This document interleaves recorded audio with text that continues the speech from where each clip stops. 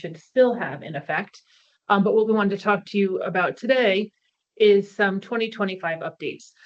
This seminar will be recorded and the PowerPoint will be available. I think we'll email it out to everybody who has signed up. So if you have any questions as we go through, you can go back and look at it, or of course, reach out to me.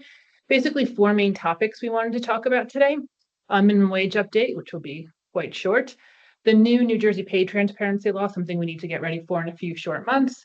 And then AI, that's going to be an ever evolving thing for everyone, but particularly within the employment law world also. And then all these changes we keep hearing about and seeing, again, that's going to be evolving under Trump. So those are the 4 areas we're mainly going to cover today. My goal is to give you something, a list of things to follow up on, right? There's going to be some things that you want to confirm, highlight a few things for you. Maybe there's some red flags, maybe there's some action items or things to consider. So I'm not going to go through some things in great detail, but just highlight the changes we see in 2025. And again, of course, feel free to reach out to me. And then a plug for after this, I think our next webinar is going to be May 6th. And instead of a webinar, we're actually going to do an in-person boot camp again. And that'll go into things in more detail. So we're going to start with the minimum wage update. So my oldest started her job at ShopRite last month and makes $15.49 an hour. So I know we sent out some e-alerts for this, but $15.49 an hour is minimum wage in New Jersey. So federal law, of course, is different. And if your state law is higher, you need to follow the state law instead of the federal. But federal law is still only $7.25 an hour. And there are states like Alabama, North Carolina, New Hampshire, Pennsylvania that do only have a minimum wage of $7.25. So recognize that New Jersey at $15.49 is a high minimum wage. And this, of course, started in 2018. We have a growth where it was, in 2018, minimum wage was $8.60, if we can believe it. And from then, of course, the goal was to reach $15. And every year we look at the consumer price index, and that has raised it up to $15.49 this year. And of course, we expect another jump for next year. Always exceptions to the minimum wage for agricultural workers. For tipped workers, the tipped rate is $5.62 an hour. But do understand in New Jersey, we've got to make sure most workers get that $15.49 minimum wage. We also sent out an e-alert on required written notices that you want to make sure you have posted in your workplace. So the easiest thing to do is either get the huge, laminated poster and make sure you stick that in your break room, and or go to nj.gov labor, and they have in there all the required written notices. And we've got 2 things. There's the written notices that need to go out, as well as the postings themselves. So written notices handed out, and these are the postings. So the postings we need to talk about to make sure everyone has is the New Jersey law against discrimination. And that is, of course, is New Jersey's law that prohibits discrimination within the workplace. New Jersey earned sick leave. Make sure you're following that.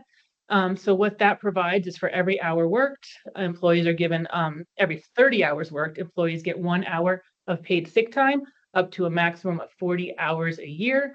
You can carry it over, but again, they're only permitted to use 40 hours per year. And you can also require 7 days notice, and that paid sick leave law is important to have within your handbook, so you govern what the policies are for how you're going to implement it, but you do have to have that 40 hours provided for.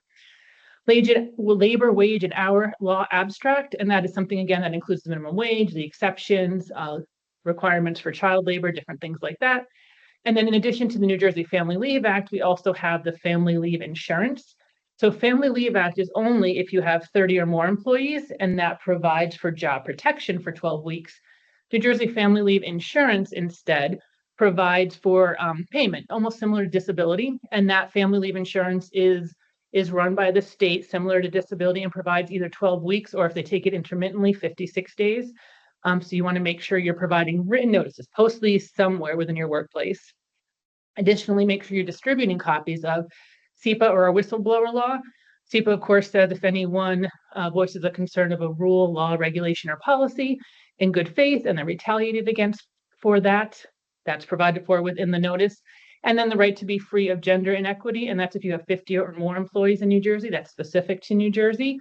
And you want to get employee acknowledgements also. So either you have a hard copy of the handbook, you have a hard copy of a form, you have an intranet, you have an email, but make sure you have some written receipt, electronic receipt, so you can show that employees have acknowledged all of these policies. And then you want to make sure you keep those records for yourself. Super important. because if you have any claims against discrimination, harassment, SEPA, whatever it is, you want to be able to show that employees were made aware of the policies, and that's why it's helpful in the defense of those actions. And again, it's nj.gov/labor where you can get a copy of these handouts and the documents themselves. New Jersey pay transparency law. So this is a new law. So we've got lots of stuff going on in the world right now. And from the federal perspective, we're looking at less regulation. Not so in New Jersey, where we're looking still at more regulation. And same is true for New Jersey pay transparency law, more oversight, right? In New Jersey, not so much federally. The New Jersey pay transparency law goes back to last year. Governor Murphy signed the pay transparency bill. It doesn't go into effect until June 1 of this year. But what it says is that there needs to be transparency when there's employment listings as to job opportunities, as well as promotion. So again, this is something you want to plan for, because as of June 1, you're going to make sure you have this for you. And it is for every employer who has 10 or more employees for half the year, essentially for 20 weeks.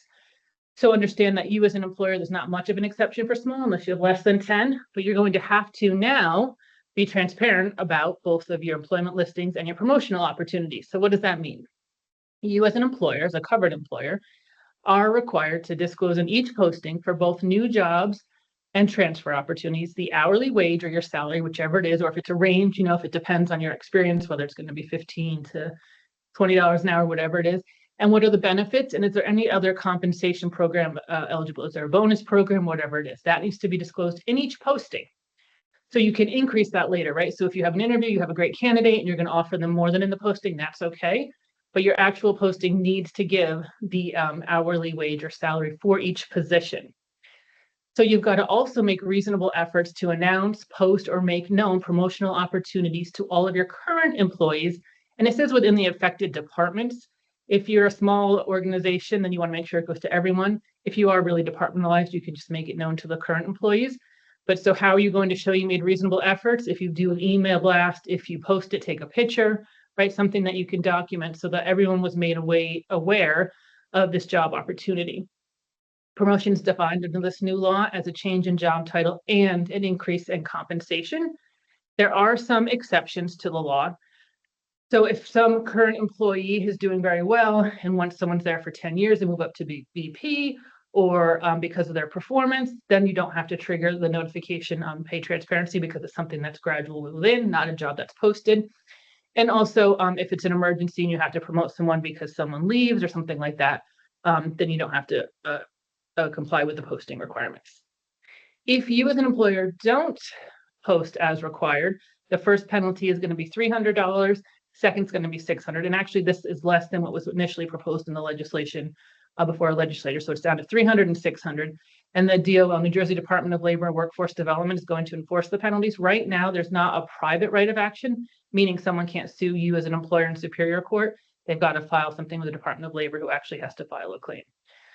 So what we want to do for now is make sure that you understand the new law is going to take effect as of June 1, and that everyone within your organization is aware of this. So you're going to post whenever there's a new job, whenever there's a promotion opportunity. So that's, again, the New Jersey pay transparency that we want to make sure. And again, understand it's part of New Jersey trying to have the equal pay, right? To make sure everyone's paid equally. So by requiring information on salary, the goal is, from the state government perspective, is that you're not going to lower the salary if it's someone in a protected class, right? Or something like that. So that's standard throughout the organization. Next thing that, of course, is affecting all of our world is AI, artificial intelligence. And we're seeing lots of changes in this, not only within, our social media worlds, the classrooms, but within employment also. There was a recent Rutgers University study. They surveyed 233 employers, and they showed that New Jersey employers are using AI-enabled tools. And I thought to myself, as I'm looking at this, okay, how many of us really use AI-enabled tools, right? We've got small organizations. I know we have nonprofits on here today, right? We've got public agencies, private companies. Who really uses AI? Ends up, it's a lot more than you think. LinkedIn, ADP, ZipRecruiter. If you go onto their websites or you Google LinkedIn and AI, they actually are using it all the time, right? Because when they are using screening tools, they're looking at and they're utilizing AI now. It's everywhere, right? So what are we saying in New Jersey? what the Rutgers study showed is that 63% use one or more AI tools to recruit job applicants or when they're making hiring decisions. And 47% agree that it can lead to unfair outcomes. So how is that? How can AI lead to unfair outcomes that it applies to us within the world of employment law? We've got that going on in state level where the state recognizes that there's a potential for bias and discrimination. And now we've got AI. So 4 years ago, when Biden came in, Biden said, we're going to try to have more safeguards to the government to regulate AI. President Trump rescinded most of President Biden's executive orders, especially on artificial intelligence. And he said, we're going to have a massive private sector-led AI infrastructure investment, right? So that's going to change things. And so what that means is that employers using AI are no longer facing mandatory federal reporting requirements. That's something that existed under federal Biden's proposed regulations that were in effect. And then also there's AI-related employment discrimination guidance that exists on the EEOC, the DOJ, the DOL. So all of these executive orders that we're going to talk about later from President Trump, those include things about employment discrimination and AI. Most of those prior executive orders, most of the guidance from the EEOC regarding AI is taken away. So that's from the federal government perspective, but we still have what we need to worry about in New Jersey. So from the federal government perspective, we have an executive order now, and it's basically saying we're going to look more on how to grow AI to help the economy so that compliance burden from a federal government perspective is not there. So when that happens, typically, then we have our states who take on the role, right? And so depending which state you're on, where you are, but in New Jersey, they're playing a larger role on this artificial intelligence governance. So you as an employer need to know what are your requirements, what are the rules by which you play by. So why do you care as a small employer, as any employer in New Jersey? On January 9th, the Attorney General of New Jersey and the Division of Civil Rights together, they announced a new civil rights and technology initiative, right? And what that says is that there's risks of discrimination that stem from using AI, and we as the state of New Jersey are going to protect against that, and we're going to issue this guidance so the employers within New Jersey at least know what the rules are. So this guidance on the AI discrimination in New Jersey law against discrimination basically says the LAD, New Jersey law against discrimination, prohibits AI discrimination, right? So again, the AI can be your use of LinkedIn. It could be your use of anything that scans people based on age, scans people based on mannerisms, scans people based upon the amount of time they take to accomplish a task, right? Think about how many applications are now done online. If someone has something wrong with their hand that they type slower, right? Are you then having a time limit within your application process that discriminates against someone with a disability if they can't type as quickly? That's just a super simple example. So when we talk about automated decision-making tools, this new guidance from New Jersey basically defines that as a tool used to automate all or part of the decision-making process, including generative AI, machine learning tools, statistical tools, and then decision trees. So basically it applies to anything you use as an employer when you're looking at who to hire or any employment decisions you make. So not just hiring, promotions, terminations, right, everything. But it's really easiest to analyze from the hiring perspective. So there's three basic areas that the New Jersey Attorney General issued areas as to how can we have discriminatory outcomes, where are they? So the first one is designing the AI tool. The second is training with the AI tool. And the third one is deploying the AI tool. So those are the three areas you need to look at. First one is designing, right? So within the design. So the EEOC brought in action for the first time under this last year. And the EEOC had a tutoring company that had a screening tool that basically went through, and as you filled in the application, if you were 55 or older for a female, 60 older for a male, they didn't consider you. They took you out, right? So the company agreed as part of the settlement, once this was called out to them, that they were going to no longer utilize those tools that discriminated against people because of their age, right? So in this case, the tool itself was flawed in that it literally discriminated based on age. It said, if you're above this age, done, we're not going to consider your application. It didn't forward it on to you from within their screening tool. Importantly, even if it's not you, the company who creates this screening tool, if it's the use of LinkedIn, if it's the use of ZipRecruiter, whoever it may be, you're still going to be held liable. So again, understand from the federal government perspective and in other states around the country, they don't have this on their books. They don't have this guidance. but you as a New Jersey employer are going to be subject to those requirements. So what about training the AI tool? So there's video interview analytics that exist, and this is beyond my expertise for sure, but there's facial expressions, there's voice tones, right, that determine suitability for a role. And, you know, just as I'm flying through the seminar with my New Jersey speaking too quickly in accent, I'm thinking that, right, if you're a company that exists in the Southwest, right, are you going to want people who speak at a certain tone, right? Or if you're in the Northeast, do you want people who or speak more quickly, right? There's things like that that can be set forth on all of these training tools. So, and there's the stereotypes I just built in and giving you my example, of course, right? But when you look at the training tools, we don't want the training tools themselves to discriminate, right? So while where you're from isn't necessarily a protected characteristic, your gender is, your race is, your national origin is, right? So if a developer has a training tool that associates an appropriate voice tone or facial expression with a race or with a sex, then it says, I'm not going to offer them the next step in this employment process, then that's going to be seen as discriminatory. Same thing here, even if it's not the tool you designed, but one you're utilizing from an outside company, you as the employer are going to be responsible for that. And third is deploying the AI tool, right? So if you've got discrimination because it screens out men's resumes or women's resumes, anything that happens to utilize or favor someone over another in that deployment of the tool can be seen as discriminatory. And that's not only for hiring, but also for onboarding or anything like that. And also what happens is, so you've got this where you've decided that you want people to have a certain voice or write a certain cadence or a certain typing speed. And even if someone passes that to get onto hiring, but then when they get to training, they're not able to accomplish it, or maybe it's during a performance review, that's also going to be seen where you're deploying that AI tool even beyond the hiring process in a discriminatory way. So the AG in New Jersey has made it clear that any of these actions can be seen as discriminatory, violative of the New Jersey law against discrimination. And I'm sure we'll see plaintiffs' attorneys or attorneys for employees utilizing that guidance to help prove discrimination in the future. So we know that the NJLAD, New Jersey law against discrimination, protects not only against disabilities or protected characteristics, but also perceived characteristics, right? So if someone has I have an amputated finger, right? So I type slower, maybe I don't, but someone looks at it and perceives it as different. That puts me in that same category. The big case that came out is even perceived religion, right? If someone perceives someone to be of a certain religion, anything that's not only a protected characteristic, but something that's perceived as a protected characteristic for race, gender, pregnancy, religion, right? All of these categories that are protected in New Jersey, then that can be seen as a violation of New Jersey law against discrimination and make you as an employer in New Jersey liable for those actions taken. So that's the type of wide-ranging discrimination claims that are opened up by the use of AI.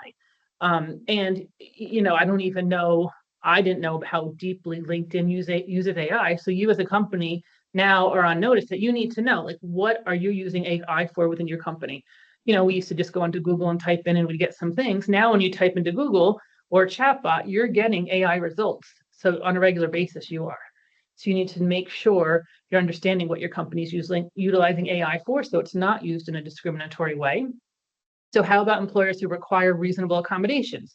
So we know that in New Jersey, anyone who applies for a position has to be qualified and be able to perform the essential functions of their job with or without reasonable accommodations, right? And that requires the interactive process on the behalf of an employer. And that's something that we've always had to deal with under New Jersey law against discrimination. So now, how do you, on that hiring process that's more automated, engage in the interactive discussion? How do you know what the reasonable accommodations are? So now, if an employer relies upon an AI tool to test the typing speed, and the tool can't say it's a non-traditional keyboard, or, you know, this requires a few more minutes, but it's not an essential job requirement, we need to make sure that AI tool isn't trained so that it discriminates someone who requires accommodations, right? If it's an essential job function, someone has to lift 50 pounds and they can't, then that's something that's fine. You're not going to have to hire that person. If it's someone who never has to lift something, then it's going to be a problem if you're utilizing that as the reason for not hiring someone. So one of the things we always talk about is document, document, document. What this AI area is telling us is that if you make any employment decisions, or when you make your employment decisions about who you hire, who you promote. You really want to document the reasons for it so that if you have to later defend against those actions, you can say, no, we didn't not hire them because of their typing speed. We didn't hire them because their resume wasn't didn't fit the position as well as the person we did hire, right? You want to make sure you've got notes. They don't have to be perfect, but you've got to have notes somewhere. You want to document the decisions you've made so you can defend them if you have to against discrimination. So again, it's the concern about people who require accommodations because of a disability. If someone has to take a break, so pregnancy, of course, is recognized as a disability that needs to be accommodated in New Jersey. So if someone has to take time to express breast milk, so let's say you have a 3-hour computer interview that they have to accomplish, they have to take a break during that time. You can't penalize them for that reasonable accommodation, right? So you've got to make sure your AI tools don't penalize someone for a break that needs to be taken if that's something that isn't an essential job function and that can be reasonably accommodated. And again, we talk about the interactive discussion. So a lot of the actions we take already, just apply them to the AI arena. But the first step, I think, is recognizing you are using AI and how do we utilize it the right way? And then how do we make sure we're not using it in a discriminatory way? So what do you as an employer want to consider? Well, you want to make sure, again, there's going to be increased attention on your use of automated decision-making tools. So the New Jersey Attorney General has issued this guidance in January. He did that not because he just wants it to sit out there, right? He's going to enforce that also. So I think we can expect to see that. So review and evaluate what you're using as far as AI tools are concerned. Understand you can be liable if there's discrimination from your use of AI, not just for yourself, but also if there's any vendors you work with, make sure you understand what your vendors do. Are they making sure there's no bias within the tools? So understand the tools you're using, ask your vendors questions. If it's not written, it didn't happen, right? So if you get the yeah, it's fine, in writing, right? Get them to say. And I don't know that they're going to say, there's no chance of discrimination, but at least that they'll be able to tell you they have tools in place, they have safeguards in place to try to prohibit those biases of discrimination, right? And they'll be able to give that to you. So you want to ask about that training process and how those things are completed by your vendors or anyone you're utilizing to help with that hiring process. You want to make sure your employees understand, not just you and not just HR, but how important it is to not discriminate with the use of AI. Any supervisors too, right? Just like we train our supervisors to understand what essential job duties are and how we need to reasonably accommodate. Same thing now for the use of AI. Make sure people understand that. And you might need to audit your tools. Make sure you understand what you're using to see if you have the use of AI and how you can make sure it's not discriminatory. So the guidance doesn't require notice, but it recommends it. Notice that you're using AI tools, right? So on your application, on your interview process, we have a lot of claims and waivers and disclosures within that. Maybe we add in there at this point, also understand that we are utilizing AI in screening tools, right? And we're continually auditing to make sure there's no discrimination. Something to that extent. So that's brand new. And if you're not utilizing it, you don't need that. But if you are utilizing AI in the hiring process, I do think that's something you want to include within your application package because it's recommended, right? Usually something that's recommended is going to be followed up on. And again, this is an evolving area. It's going to keep changing through this year, through the next couple of years, I think. So stay tuned. And of course, when new laws impact us are adopted, we'll be sending out e-alerts or if you need anything on that. But make sure you are looking into how AI affects your employment practices. So now all these anticipated changes under the Trump administration, right, which is happening on a daily basis. And so it's not new that all these executive orders happen when a president comes in. It's new, the speed and the change in which these are happening, right? The shift of power and what's being done. So that's why this is causing so much discussion and change. And it does also affect you as an employer for lots of different reasons, right? Some of them not so much. So at the beginning, we're ending the radical and wasteful government DEI programs and preferences, right? So that really probably only affects you if you've got federal grant programs from an employment perspective. But a regulatory freeze pending review. So the agencies are halting new regulations. So when we talk about the federal regulations, right, we've got the EEOC who implements guidance regarding employment matters. So any new regulations are put on a halt at this point, and we can expect further guidance to come out from the White House. Then we've got the rescissions of harmful executive orders and actions, and those are on things like COVID, diversity, climate, and immigration orders. So there's just tons of areas that affect everyone in the country. The America First trade policy, of course, is affecting small businesses, and when things affect that, you want to make sure we're aware of it. Not small businesses, all businesses, and then FEMA, right? So FEMA's their granting of money and how to make FEMA effective is going to be changed. Cost of living crisis. So basically, this delivering emergency price relief has affected energy cost, and the goal of this is to make it more cost efficient for energy, for gasoline, right? Climate requirements, electric vehicle requirements. Those requirements are being pulled away at this point. There was a big push for them in the prior 4 years. Those things are being taken back at this point. So we're going to see changes in that respect. The immigration executive orders could affect you depending on your employment force.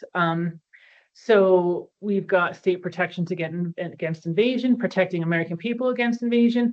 What we're going to see from that is any areas, which you can include a city that identifies itself as a sanctuary area, is going to be possibly denied federal funding, right? So that affects you if you have contracts with those organizations.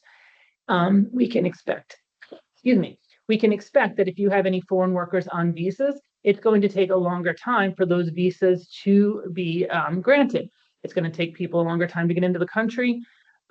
We expect travel bans from certain areas. So if your organization relies upon those visas, that's something you're going to have to plan for from an employment law perspective. On his first day of office, Trump issued several executive orders we've been talking about, but one is that the federal government is only going to recognize two sexes.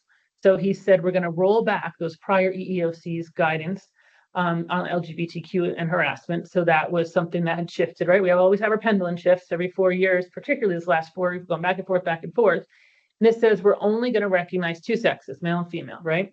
So this defending women from gender ideology, extremism, and restoring biological truth to the federal government mandates that the federal government recognizes only two biological sexes, male and female, as determined by conception.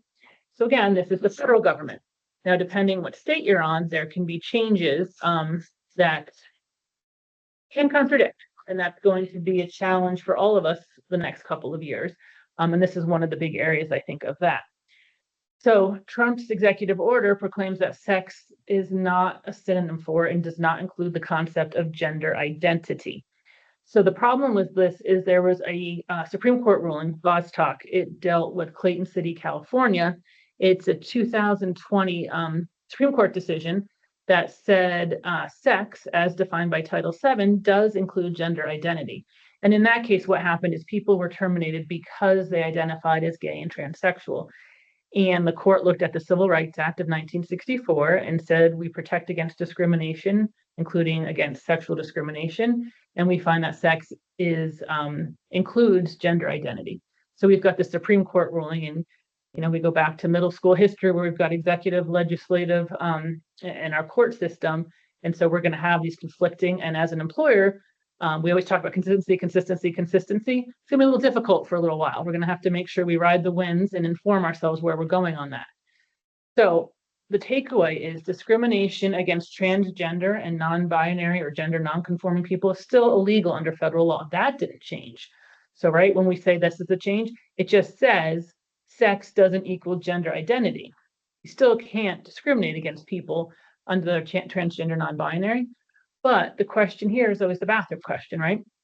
So for the last couple of years, our advice has been generally, however someone identifies, that's where they go to the bathroom, right? So now you've got the federal government saying to you, you can't include gender identity as sex, right? And then you've got the state government, which we'll get to, that says differently. So now how do you deal with a simple issue like the bathroom issue, right? So I think at this point, if you have that single bathroom, that's the way you want to go. You want to make sure you're educating. You want to make sure you have discussions with people who are having concerns about that or who fit within that category, right? You don't want to single anyone out, but you want to make sure people are comfortable. And again, document, so that 2 years from now, you're not in a position where someone says, you discriminated against me, you didn't allow me to use that bathroom, right?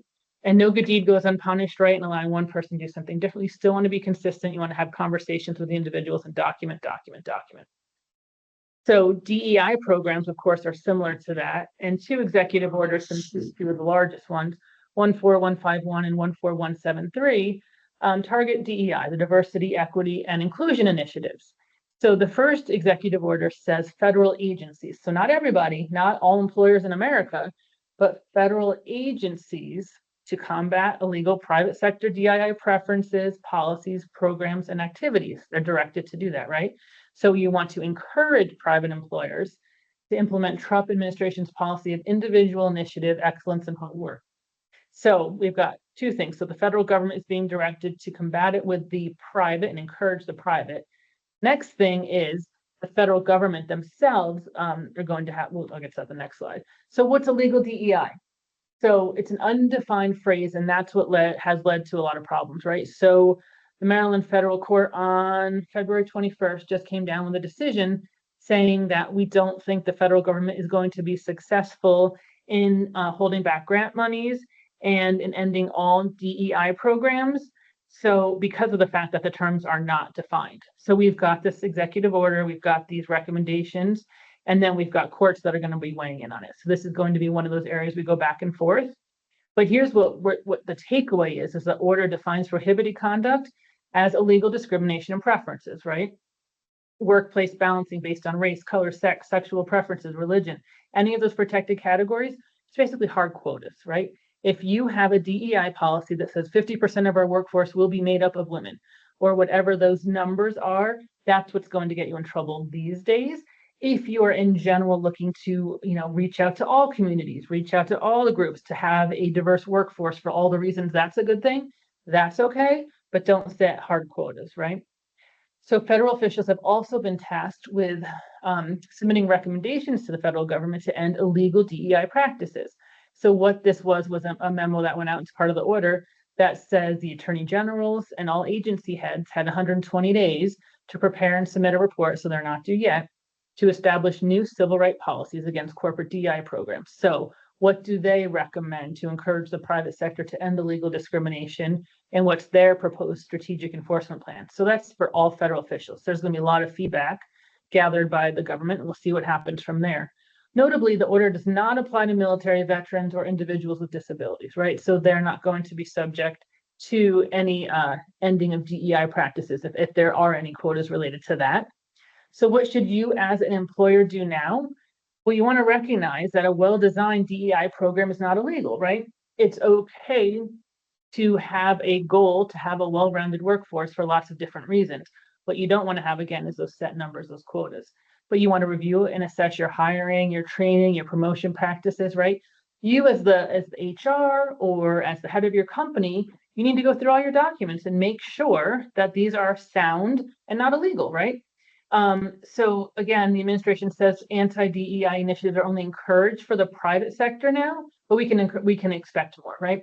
So the EEOC goes out and has been strong in trying to and filing claims against employers who have not had sufficient DEI, right? Federal contractors have to have affirmative action. So that's being pulled back now. So that's what we're going to see within our employment workplace. So you want to consider how effective is your DEI program? Is it helpful, right? If you have something in writing, it's just written and it exists in a drawer and it's been there for 5 years, why do you have it, right? If you're subject to some sort of investigation, you want to have a written document that explains what you're doing or not, right? That's okay that you don't have it. But again, make sure there's no illegal quotas, no preferences.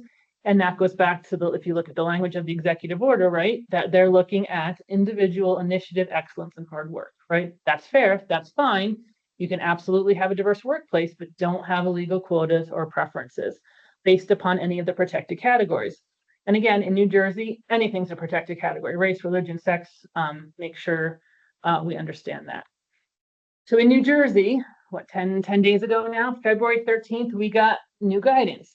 So New Jersey is one of 13 states that joined this guidance from the attorney generals that reaffirm the position that DEI initiatives are legal, right? So yes, you've got these executive orders that are coming out saying end DEI, but in New Jersey, you now have a guidance document that comes out and says, actually, DEI initiatives remain legal. It's I think it's like a 4-page letter the Massachusetts and Illinois attorney generals are the lead on it, and then it's signed onto by the attorney generals of 16 states. And what it basically says is understand that DEI initiatives that are designed to create inclusive work environments are legal. So from New Jersey's perspective, if you want to have inclusive work environments, fine. And outreach and anti-bias trainings are okay, but quotas and preferences are not. So it's clarifying, yes, you've got the federal government telling you not to have DEI. New Jersey, they're telling you can have DEI, but again, make sure they're not quotas, make sure they're not illegal preferences based upon protected characteristics, not meaning you can't have any outreach, right? If you want to have a diverse workforce, meaning you target certain areas, you target certain colleges for recruiting, fine. Same thing with anti-bias training. You can and you should absolutely have anti-harassment discrimination training in your workplace, right? That's something we say from a New Jersey law against discrimination perspective. If you ever have a claim against you, you can have an affirmative defense if you have an effective policy and you've trained your employees on that policy. And that hasn't changed, right? No discrimination on national origin, religion, age, gender. But you don't want to have quotas and you don't want to have preferences based upon those same categories. That's really the big takeaway. And that's what that New Jersey guidance has told us. So we've also got equal employment opportunity from the federal perspective.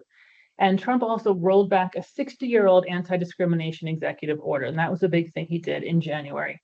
So the executive order, an executive order issued by President Johnson in 1965, said federal contractors can't discriminate in employment, and it required them to take affirmative action to ensure equal opportunity. So that was the start of our affirmative action. If you ever do public bidding from a public employer, you've got to have in there from the contractors that they follow an affirmative action plan, right? And how do they do it?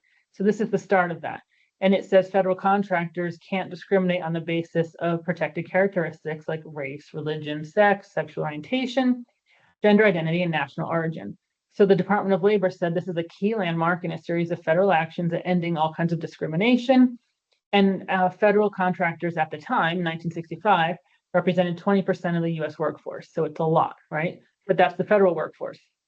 So Trump rolled back that executive order. And what did he say is that the Labor Department's Office of Federal Contract Compliance was going to stop holding federal contractors responsible for taking affirmative action. So all those requirements, all those certifications that were required are no longer required.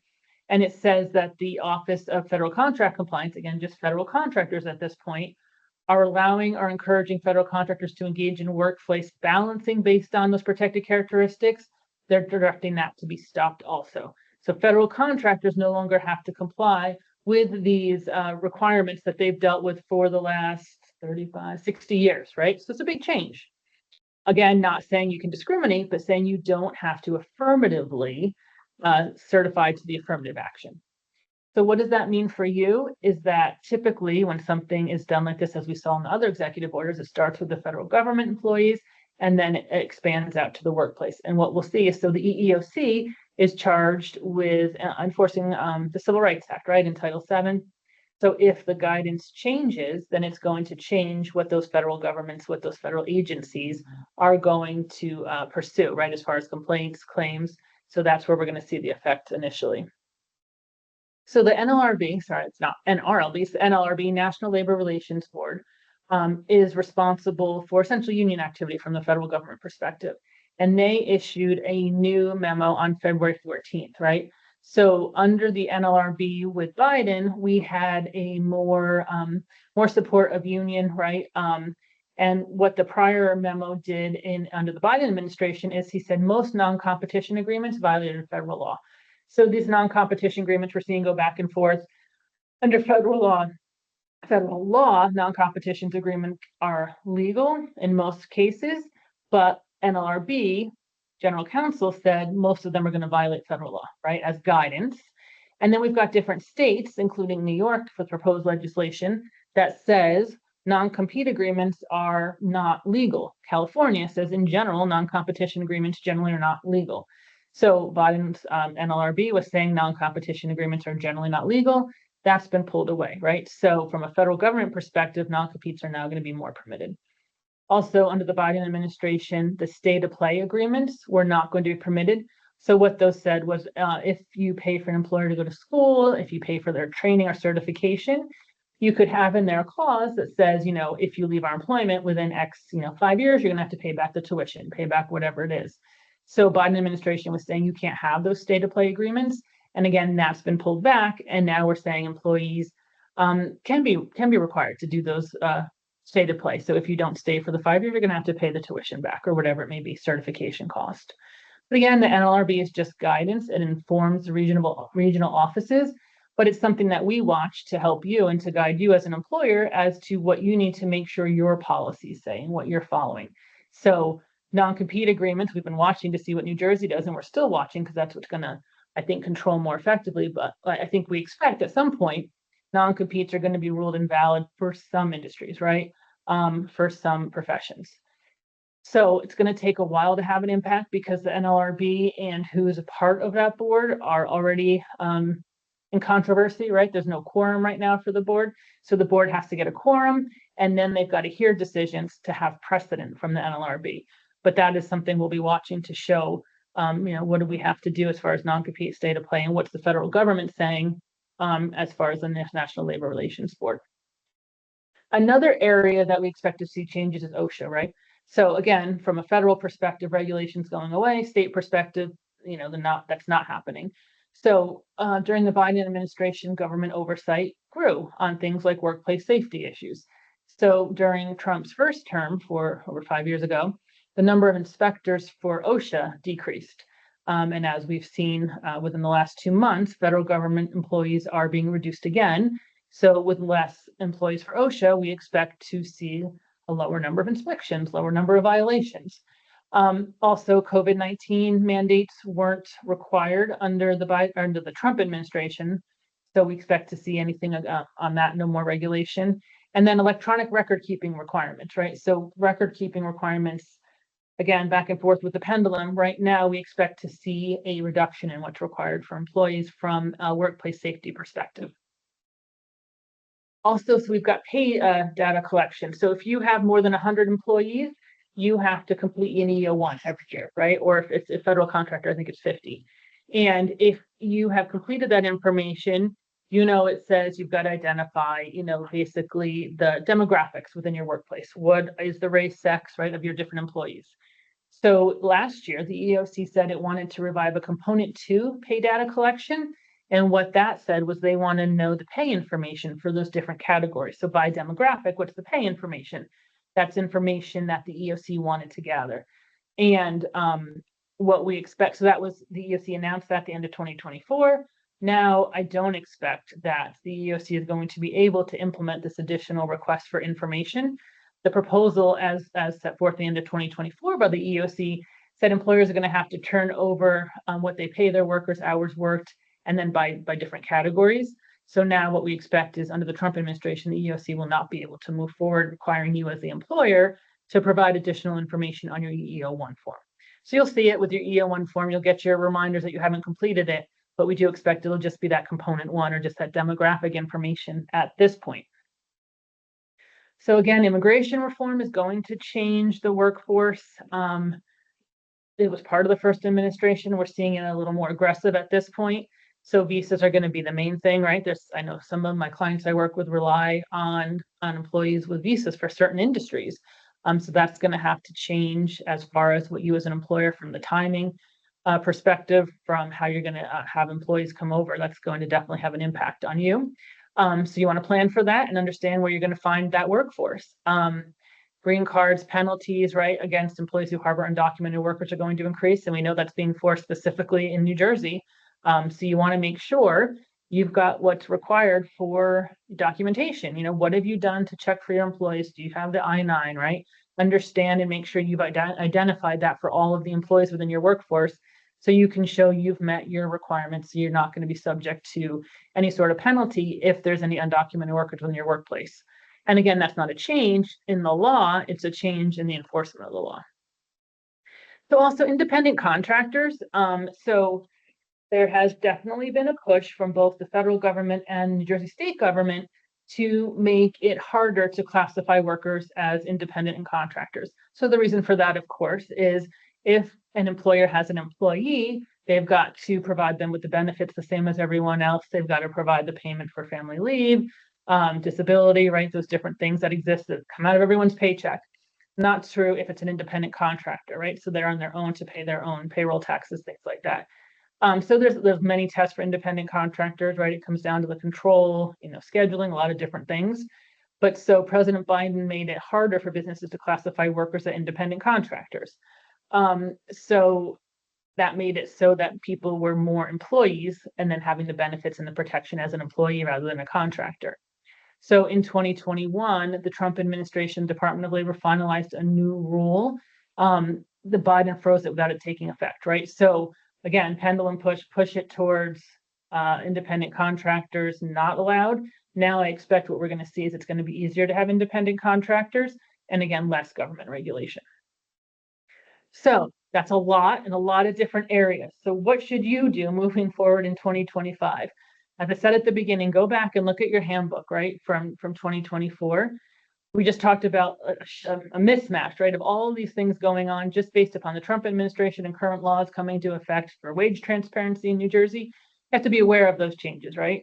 Make sure you know what's going on. You want to document all of your employment decisions, right? It doesn't have to be a formal memo every time, but when you're making a hiring decision, when you're making a promotion decision, well, now come June 1, you've got to actually document that you posted that promotion, you posted that new position, and then document even some sort of note to explain why you chose the candidate you did. You want to document that. Same thing goes for pay.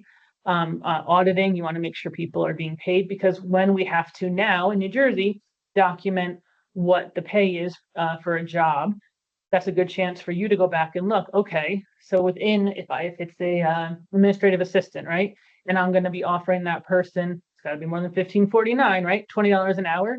Is that what I have now? What do I have now? Are there any red flags when I look at who's employed within those positions now, so that you make sure you don't have any potential discrimination claims about how you're paying your employees? You want to review your handbook and employment policies. So again, that's every year. I mean, the cannabis and the use of marijuana, the influence of the marijuana.